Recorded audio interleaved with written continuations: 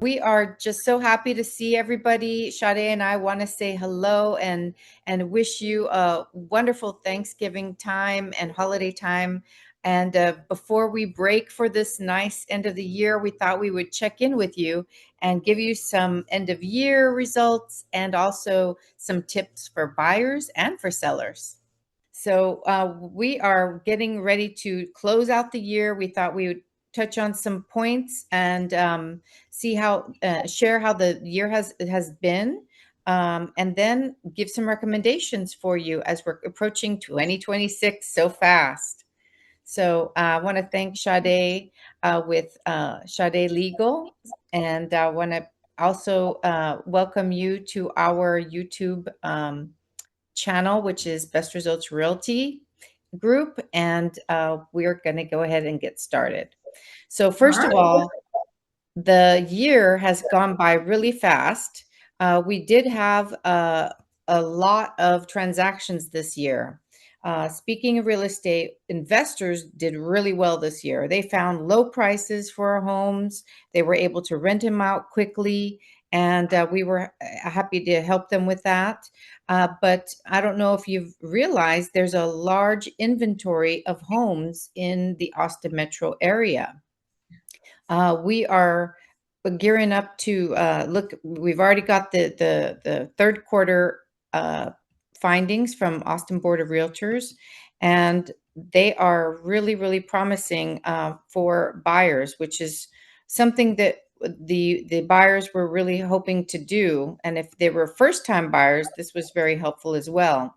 So here you're seeing the Unlock MLS research and all of the active listings that have been available. You can see that in the first quarter of 2025, compared from the previous years, 2024 here, we've really doubled the amount of listings.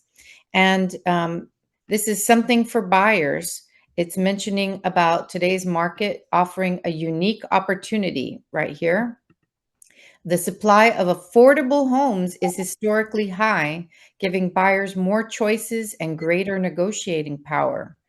And it also mentions that mortgage rates and home prices are not expected to change over the short term. So this is really great. And now is the time for buyers to act. And the current market offers one of the most favorable environments for first-time and moderate income home buyers. So this is something we're very excited about, and we've seen it in action when we were working with our clients. Also, I wanted to mention that when you're getting ready to behave as a seller, I mean, this is great news for a seller, I mean, for a buyer, but what does it look like for a seller if they've got so much competition out there for buyers to choose from? So I wanted to go ahead and give you some ideas. And we have one of the things that you can do. So the first thing that you can do is, as a seller, is to contact a realtor and see exactly what's selling in your area and get a comparative market analysis. And this does not cost anything. And we can show you what the market is doing in your neighborhood and see how homes are selling for in your neighborhood. Another thing that we want to do is to determine what is your best features in your house and possible buyer objections for your property. So I have a tip for you. If you're getting ready to list your house and you say, okay, well, I mean, all of our houses are pretty much built by the same builder and they're all kind of similar. What can I do to stand out for my house?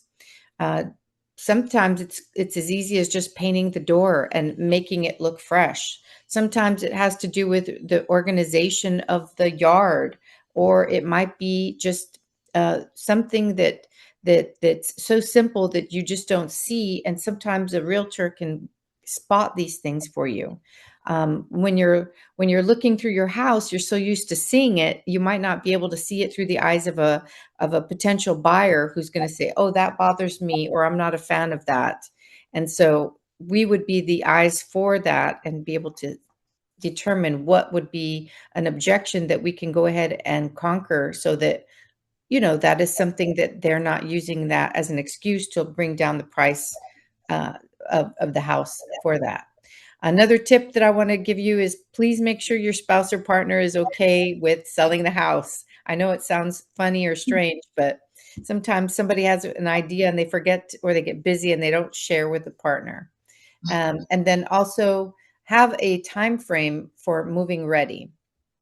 So if you're going to go ahead and think, oh, I'm looking at houses. Well, are you ready to move your from out of your house? Have you kind of decluttered? Um, uh, so let's try to, think about that. And also we have a checklist that we could give you that help you go through and prepare to list the house. Have you noticed anything in when you're listing a house, Sade, that sometimes sellers forget or don't think about? To depersonalize it is what a lot of people forget to do. You have to depersonalize it a little bit while it still feels, if it's not empty, obviously, it still feels warm and welcoming, but not too specific. If you have a black wall, a pink wall here, a lime green wall here, it limits the chances of people. It limits the pool of people that might be interested in my. Right. And some people may have an aversion to a certain color and they say, "Oh my gosh, I can't deal with lime green or something." You never know. But that's a Yeah. really great something to think about. So now, I mean, that's fine and dandy for a seller, but here it is. It's exciting year for you, and you're going to get some really great options out there, and you might see some lower prices than it has been in since 2024 or 23 for sure. But what can you do as a buyer for 2026?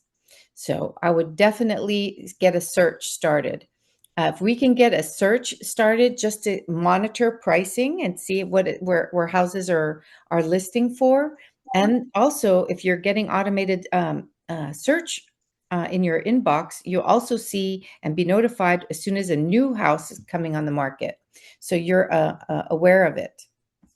Another thing is, let's try to know what criteria you're looking for.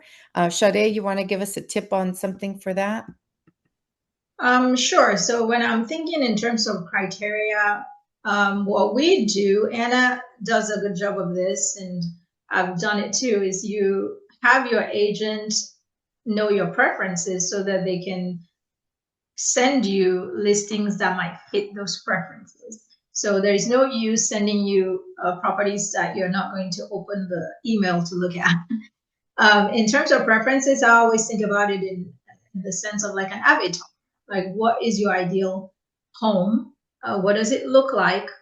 Does it have two levels or just one level? Is it important to you to avoid stairs? Is it important to you to have no yard so that it's low maintenance? Is it important to you that it's in a specific location because that's where all your friends are, or that's very close to your job? Your workplace. So you have to build that up by yourself with the help of your agent, of course, and the agent can plug that into the MLS and also be on the lookout if there are off-market listings that fit that set of preferences. Definitely. I mean, Um, I don't know how many people are interested in driving all over town for hours and repeatedly. So it's good to I agree. hone in on just those few that you're interested in. Thank you. Yeah, Um, absolutely. And keep your budget in mind, of course. yes, and then this is another thing that is very important. Call a lender. Really important. Before we go and look at any property, I'm going to request that we get you pre-approved, because this is our indicator of where we can actually purchase And I don't want anybody falling in love with a house and then finding out maybe it's, not within their budget. So I think the pre-approval, and it's not as scary as you think. Sometimes you can get results within 24 hours. You just need Right. to make sure you have your documents saved and then ready to upload.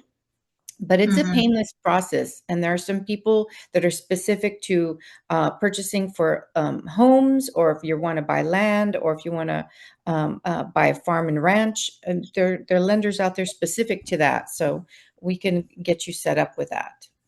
But that pre-approval is really going to be helpful. Yes, This I is think. this is something that a lot of people are forgetting about. Oh, I want a new house and I want a new car. Mhm. um, Recommended, any lender will tell you, do not, while you're looking to purchase a house, do not make any large purchases because your interest rate will be affected. So Yeah. these are some helpful tips for buying and for selling. Um, and I think that we are looking to have a very, very busy 2026, just like 2025. So if you have not made the call or emailed us, we're ready and available to help you. Um, and we, of course, hope that you have a wonderful holiday season as So you can get an idea what the interest rates look like, although that's not going to necessarily be the conclusive thing that determines whether you buy or not, because the rates aren't going to be changing much in the near future. So you should buy anyway, as long as you're able to afford it and it's a good deal for you. Right now, it's about 6.2% as yeah. of today for the Yeah. 30-year fixed. Helpful, but if you have a low price house, it's just really easy to make those payments from the get go. Even though the interest rate, it might not be at 3%, at 6%, it's still doable for a lot of first time home buyers.